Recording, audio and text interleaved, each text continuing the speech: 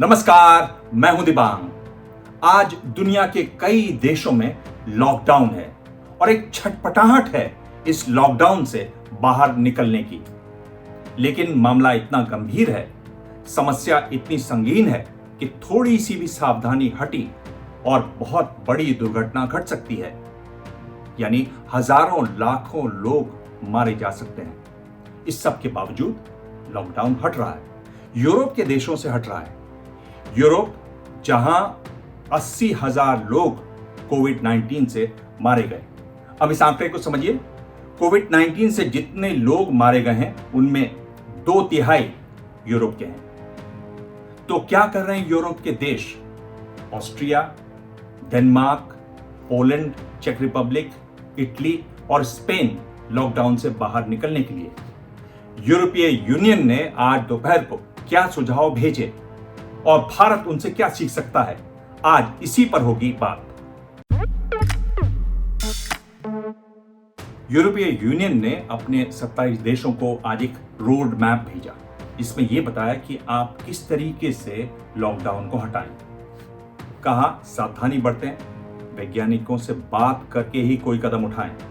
एक बात जो उन्होंने चेतावनी के तौर पर कही कि जैसे ही आप लॉकडाउन हटाएंगे आपका आंकड़ा बढ़ेगा।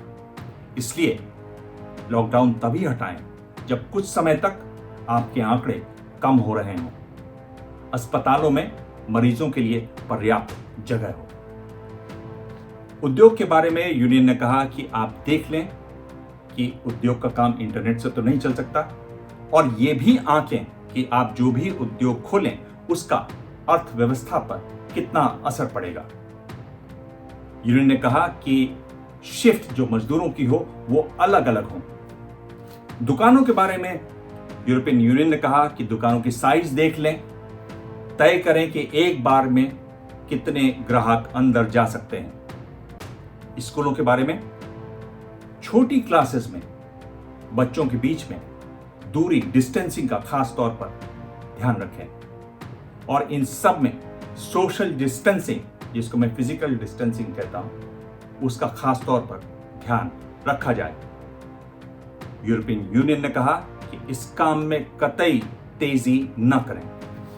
ईयू की गाइडलाइंस पर देर शाम तक WHO ने भी अपनी प्रतिक्रिया दी, एक तरीके से चेतावनी दी और कहा कि ध्यान रहे लॉकडाउन खोलने से आंकड़ा बढ़ेगा, इसके लिए आप तैयार रहें।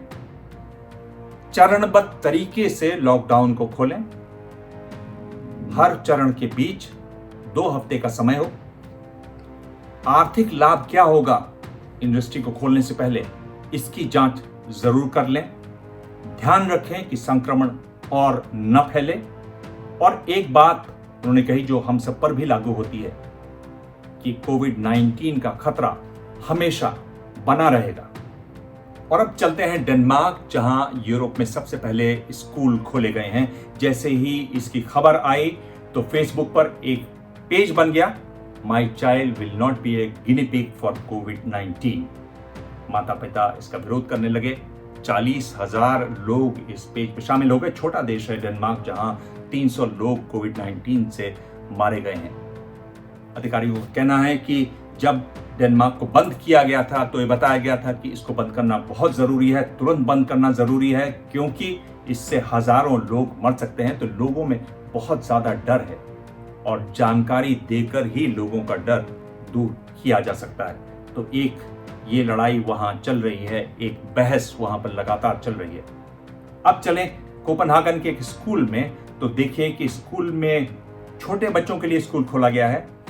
दूरी बच्चों के बीच जहां वो बैठे हुए हैं वो 2 मीटर के करीब है। एक क्लास को 3 हिस्सों में बांटा गया है।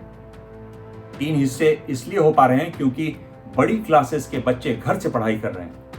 हर क्लास में सैनिटाइजर है। खास तौर पर ध्यान रखा जा रहा है कि बच्चे फिजिकल डिस्टेंसिंग बनाए रखें। और रिसेस, यानी जिसको आधी छुट्टी कहते हैं, वो हर क्लास की रिसेस अलग अलग हो रही है, सबकी एक साथ नहीं हो रही, ताकि भीड़ न हो। खुद डेनमार्क की प्रधानमंत्री भी स्कूल पहुंची और देख के काफी खुश लगी। एक बच्चे ने उनको बताया कि मैं यहाँ आकर बहुत खुश हूं, लेकिन न मैं अपने दोस्तों से हाथ मिला पा रहा हूं और न उनसे गले लग पा रहा हूं। और अब बात ऑस्ट्रिया की, जहां यूरोप में सबसे पहले लॉकडाउन को हटाया गया। वहां दुकानें खोली गई। ध्यान रखा गया कि दुकानें छोटी हों, यानी 400 स्क्वायर मीटर की दुकानें वहां खोली गई। तय किया गया कितने ग्राहक एक बार में अंदर जा सकते हैं और मास्क पहनना मस्ट कर दिया गया। मास्क इज मस्ट, अनिवार्य कर दिया गया। मास्क पहनेंगे तभी आप दुकानों में जा पाएंगे। बात करें स्पेन की, जहां 18,000 लोग मारे गए, वहां मैन्युफैक्चरिंग और कंस्ट्रक्शन वर्कर्स को काम करने की छूट दी गई है। यानी आप ध्यान रखें कि इंडस्ट्री का अर्थव्यवस्था पर कितना असर पड़ेगा। इटली में किताबों की, स्टेशनरी की और कपड़ों की दुकानें की खोलने की इजाजत दी गई है, लेकिन लोम्बार्डी, जहां सबसे ज्यादा मौतें हुई, उस इलाके में अभी भी सब कुछ बंद है। टोटल कंप्लीट लॉकडाउन है। वहां मेरे कई दोस्त रहते हैं, उनसे लगातार बातचीत होती रहती है। बिल्कुल बहुत ज्यादा लॉकडाउन है वहां पर, बहुत ज्यादा कड़ाई से लागू हो रहा है वहां लॉकडाउन।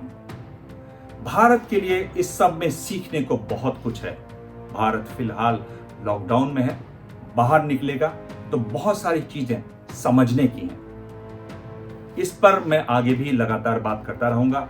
आप क्या देखना चाहेंगे?